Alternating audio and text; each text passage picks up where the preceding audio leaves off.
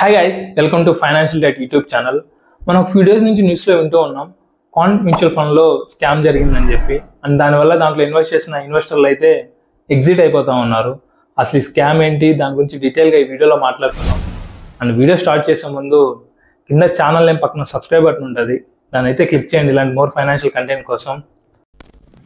వీడియోలోకి వెళ్తే can't mutual ఫండ్లో ఫ్రంట్ రన్నింగ్ స్కామ్ జరిగిందని చెప్పి సెబీ సస్పెక్ట్ చేసింది. సో అందుకని వాళ్ళ హైదరాబాద్ అండ్ ముంబై బ్రాంచ్లు అయితే లాస్ట్ వీక్ ఇన్స్పెక్ట్ చేశారు.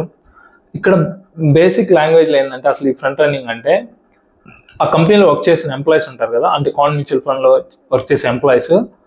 నెక్స్ట్ ఆ మ్యూచువల్ ఫండ్ కంపెనీ ఏ స్టాక్స్ కానీ ఆ కంపెనీలో కానీ ఇన్వెస్ట్ చేస్తుందని చెప్పి ఆ ఇన్ఫర్మేషన్ ముందుగా అదర్ పర్సన్స్, అంటే ఆ కంపెనీలో వర్క్ చేసే ఎంప్లాయీస్ కాకుండా అదర్ పర్సన్స్ ముందుగా చెప్పడాన్ని ఫ్రంట్ రన్నింగ్ అంటారు.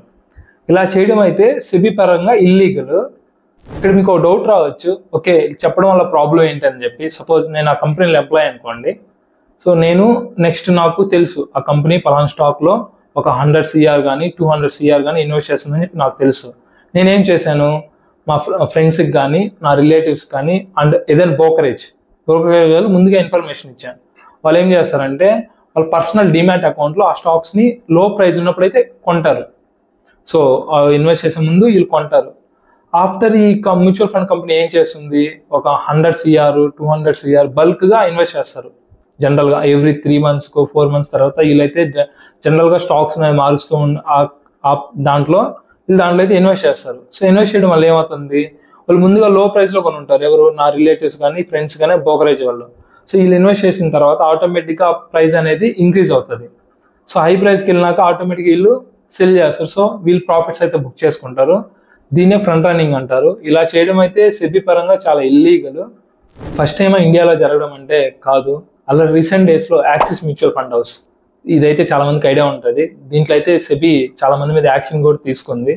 అండ్ 2007లో అయితే HDFC మ్యూచువల్ ఫండ్ హౌస్, దీంట్లో కూడా సేమ్ ఇష్యూ రైజ్ అయితే సెబీ యాక్షన్ తీసుకుంది ఆ టైంలో అయితే. అండ్ ఇన్వెస్టర్ విషయంకి వస్తే కాంట్ మ్యూచువల్ ఫండ్ ఒక ఇన్వెస్టర్లు అయితే ఆల్మోస్ట్ 1400 కోట్ల రూపాయలు అయితే దీంట్లోంచి విత్డ్రా చేశారు. గైస్, దీంట్లో జస్ట్ సెబీ అయింది సస్పెక్ట్ చేసింది, ఎటువంటి కన్ఫర్మేషన్ అయితే ఇవ్వలేదు ఇలా జరిగింది అని చెప్పి, ఎటువంటి కన్ఫర్మేషన్ ఇవ్వలేదు. సో ఎవరైతే ఇన్వెస్ట్ చేస్తున్నారో వాళ్ళైతే ప్యానిక్ అవ్వకండి, కొద్ది టైం హోల్డ్ చేయండి. అండ్ ఫ్రెష్ ఇన్వెస్ట్మెంట్లు అయితే చేయకండి. ప్రజెంట్ ఎటువంటి న్యూస్ వచ్చేదాకా అయితే చేయకండి. అండ్ మీకు ఇంకే డౌట్ ఉన్నా సరే మీ కమెంట్ బాక్స్ అయితే మెన్షన్ చేయండి. ఫర్దర్ ఎటువంటి అప్డేట్ వచ్చినా మీకైతే వీడియో చేస్తాను దీని మీద అయితే. అండ్ మీకు ఏ పాయింట్లో అయినా వీడియో నచ్చుంటే ప్లీజ్ లైక్ ద బటన్.